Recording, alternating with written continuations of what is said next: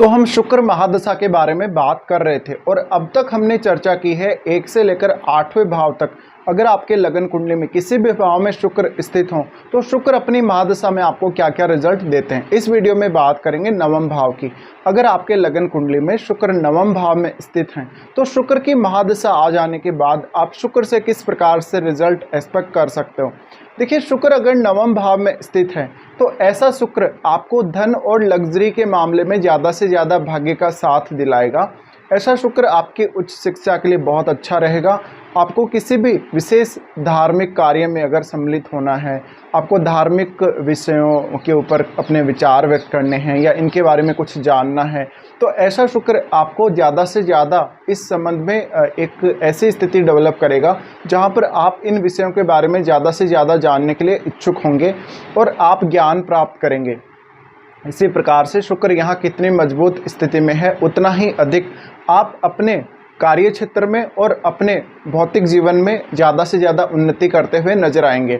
Mainly यहाँ शुक्र आपका प्रोफेशन का संबंध जो है किसी दूसरे स्टेट से या किसी दूसरे देश से जोड़ सकता है। शुक्र की इस महादशा के दौरान आपको अलग अलग प्रकार के देशों की जो संस्कृतियां हैं, वहाँ के जो धर्म हैं, वहाँ के जो रीति रिवाज हैं, उनके बारे में जानने, समझने और सीखने के लिए आपको ज़्यादा से ज़्यादा उत्सुक करेगा। शुक्र अब आपके चार्ट में कौन कौन से भावों के स्वामी हैं, ये आपके लिए बहुत ही ज़्यादा अहम हो जाता है, क्योंकि आपके चार्ट में शुक्र जिन भी भावों के स्वामी होंगे उन भावों से लाभ प्राप्त करने के लिए, उन भावों से जुड़े हुए रिश्तों के लिए और उन भावों से जुड़े हुए किसी भी प्रकार के प्रोफेशनल काम को करने के लिए ऐसा शुक्र आपको काफ़ी ज़्यादा सपोर्ट करता हुआ नजर आएगा। इसके अलावा मुख्य रूप से ऐसा शुक्र आप में कला कौशल की वृद्धि करेगा, अभिव्यक्ति की वृद्धि करेगा। इसके साथ साथ आप इधर उधर की जो भी यात्राएं करेंगे वो ऐसा नहीं है कि इंटरटेनमेंट के लिए करेंगे, बल्कि आप उन यात्राओं से काफ़ी कुछ नया सीखेंगे। तो शुक्र की ये जो दशा है एक बहुत ही बड़ा रोल प्ले करने वाली है आपके जीवन में। अब डिपेंड ये भी करता है कि शुक्र की महादशा आपको कौन से एज पीरियड में आ रही है। शुक्र की महादशा हो सकता है आपको लगभग 10 से 15 साल की आयु में आ रही है, हो सकता है आपको 20 साल के बाद आ रही हो, या आपको 50 साल की एज में आ रही है। देखिए, बहुत ही अर्ली एज में अगर ऐसी दशा आती है तो ये आपके ज़्यादा से ज़्यादा सांस्कृतिक कार्यक्रमों में रुचि को दिखाती है, आध्यात्मिक विषयों या धार्मिक विषयों में रुचि को दिखाती है। इसके अलावा पूजा पाठ या इस प्रकार के कार्यों में आप ज़्यादा फोकस कर सकते हैं।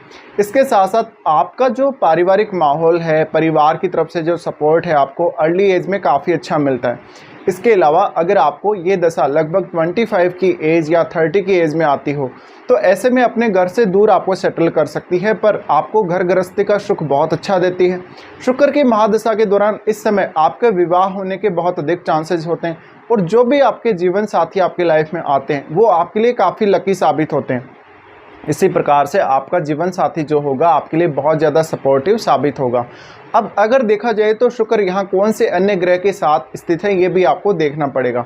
शुक्र अगर किसी भी जातक को 50 की एज के आसपास अगर महादशा आती है तो ऐसे में आपको अपने घर परिवार से दूर जाने, दूर रहने और किसी अदर कंट्री की यात्रा करने के लिए ज़्यादा प्रेरित करेगा। इसके साथ साथ आपका लक बहुत ज़्यादा फेवर करेगा, तो आपका जो बुढ़ापा है वो काफ़ी अच्छा निकलेगा। आप अपने बुढ़ापे को काफ़ी अच्छे से एंजॉय कर सकेंगे इस महादशा के दौरान।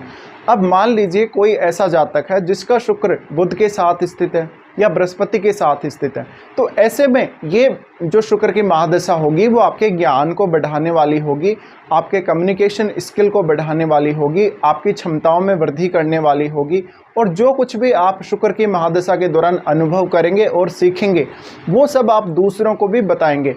तो ऐसी कंडीशन में आपकी अभिव्यक्ति बहुत ज़्यादा अच्छी होने वाली है। अब ऐसा शुक्र अगर आपको मिड एज में आ रहा है या आपकी ऐसी एज में आ रहा है जिस समय आप अपनी हायर एजुकेशन के लिए विदेश जाना चाहते हैं या इवन विदेश सेटल होना चाहते हैं आने वाले समय के लिए भी, तो ऐसे शुक्र का योगदान आपकी लाइफ में बहुत ज़्यादा इम्पोर्टेंट हो जाता है, क्योंकि ये शुक्र आपको ज़्यादा से ज़्यादा पढ़ाई लिखाई में रुचि डेवलप करेगा। अब ऐसे शुक्र अगर अच्छी स्थिति में ना हो तो जीवन साथी से आप जिस प्रकार का सपोर्ट एक्सपेक्ट करके बैठे हैं वैसा सपोर्ट आपको नहीं मिलेगा। अपने गुरुजनों से आपके मतभेद हो सकते हैं, धार्मिक और ऐसे कामों में आपकी रुचियां थोड़ी कम रह सकती हैं। शुक्र यहाँ पर अगर अग्नि तत्व राशि में हो तो कभी कभी उतना अच्छे से परफॉर्म नहीं करेगा। अगर अपनी खुद की राशि अगर बुध की राशियों में है तो शुक्र आपके लिए बहुत ज़्यादा फेवर करेगा। इसके साथ साथ क्या आपका शुक्र आपकी कुंडली में 10वें भाव या 11वें भाव का स्वामी है? क्या आपकी कुंडली में शुक्र दूसरे भाव का स्वामी है? अगर इन भावों का स्वामी है तो आपके जीवन में आर्थिक उन्नति लेकर आएगा और आपकी आर्थिक उन्नति में आपके भाग्य का योगदान बहुत अहम होने वाला है। इसके साथ साथ आप ये भी देखें क्या शुक्र तीसरे भाव का स्वामी है या पांचवें का स्वामी है। अगर शुक्र तीसरे और पांचवें का स्वामी हुआ तो ऐसा शुक्र अपनी महादशा में आपके कला कौशल में ज़्यादा से ज़्यादा वृद्धि करेगा, आपकी नई चीज़ों को सीखने, समझने और अपनी कलात्मक अभिव्यक्ति उनमें ऐड करने के लिए आपको प्रेरित करेगा। अब शुक्र यहाँ कौन से साइन में बैठा हुआ है और आपके 9वें भाव का स्वामी कौन है, 9वें भाव के स्वामी के शुक्र के साथ संबंध कैसे हैं, ये आपको देखना बहुत अहम है। इसके साथ साथ आपको ये भी एनालाइज करना चाहिए कि शुक्र को जितने भी ग्रह एस्पेक्ट कर रहे हैं उनकी क्या स्थिति है। हो सकता है शुक्र राहु से एस्पेक्ट हो रहा हो या शुक्र बुध से एस्पेक्ट हो रहा है, सूर्य से एस्पेक्ट हो रहा है, तो ऐसी कंडीशन में आपकी कला कौशल, आपकी अभिव्यक्ति पर काफ़ी ज़्यादा असर पड़ सकता है, आपके सीखने समझने पर काफ़ी ज़्यादा असर पड़ सकता है। देखिए मेनली ये जो शुक्र की महादशा रहेगी आपके जीवन में ज़्यादा से ज़्यादा भौतिक सुख को ऐड करेगी, लेकिन अगर गुरु की राशियों में शुक्र बैठा हो तो आपको ज़्यादा से ज़्यादा आध्यात्म की तरफ ऐसा शुक्र लेकर जा सकता है। इसके अलावा शुक्र अगर अपनी राशियों में है तो आप कुछ ज़्यादा भौतिक जीवन का आनंद लेने के लिए सोच सकते हैं। ऐसा शुक्र आपको लंबी लंबी दूरी की यात्राएं देगा और उन यात्राओं के माध्यम से आप अपने जीवन में कुछ नए अनुभव ऐड कर सकेंगे। उन अनुभवों को आप अपनी फैमिली के साथ शेयर कर सकेंगे। ऐसा शुक्र की दशा के दौरान लगभग आपका हर रिश्ता, चाहे आपका भाई है, चाहे आपकी बहन है, माता पिता हैं या अन्य जो आपके रिलेटिव्स हैं, वो आपका साथ देंगे और आपका उनके साथ कन्वर्सेशन काफ़ी ज़्यादा अच्छा रहेगा। शुक्र के इस महादशा के दौरान आप अपनी अभिव्यक्ति में बहुत बड़ा बदलाव देखेंगे, आप अपने आप को बहुत ज़्यादा स्वतंत्र महसूस करेंगे। इसके अलावा इस महादशा के दौरान आपसे बहुत सारे लोगों के नए नए कॉन्टैक्ट हो सकते हैं, जो लोग आपको हमेशा अप्रिशिएट करते हुए नजर आएंगे। इसके साथ ही आपकी लाइफ में जो ट्रैवलिंग है, ट्रैवलिंग का महत्व काफ़ी ज़्यादा बढ़ जाएगा। आपकी सीखने की क्षमता बढ़ेगी, आपकी काम करने की क्षमता बढ़ेगी और आप अपने करियर में, अपने प्रोफेशन में अपनी बुद्धि का सही इस्तेमाल कर सकेंगे। इसके साथ साथ आप अपनी कुछ कलात्मक वैल्यू भी अपने कार्यों में ऐड कर सकेंगे। तो शुक्र की जो महादशा रहने वाली है, अब सबसे इम्पोर्टेंट यही है कि शुक्र यहाँ कितना बलाबल के साथ बैठा है, शुक्र की महादशा आपको आ कब रही है, कौन से एज पीरियड में आ रही है। और शुक्र से पहले क्योंकि आप केतु महादशा के अंतर्गत होते हैं, केतु महादशा के अंडर होने की वजह से आप काफ़ी ज़्यादा खराब अनुभव वाले होते कभी कभी, और जैसे ही शुक्र की महादशा स्टार्ट होती है वैसे ही आपके जीवन में ये समझ लीजिए कि एक हरियाली सी आ जाती है। अब अगर शुक्र अपने मित्र की राशियों में होगा, नवम भाव में, या अपनी खुद की राशियों में होगा तो बहुत ही अच्छे से परफॉर्म करेगा।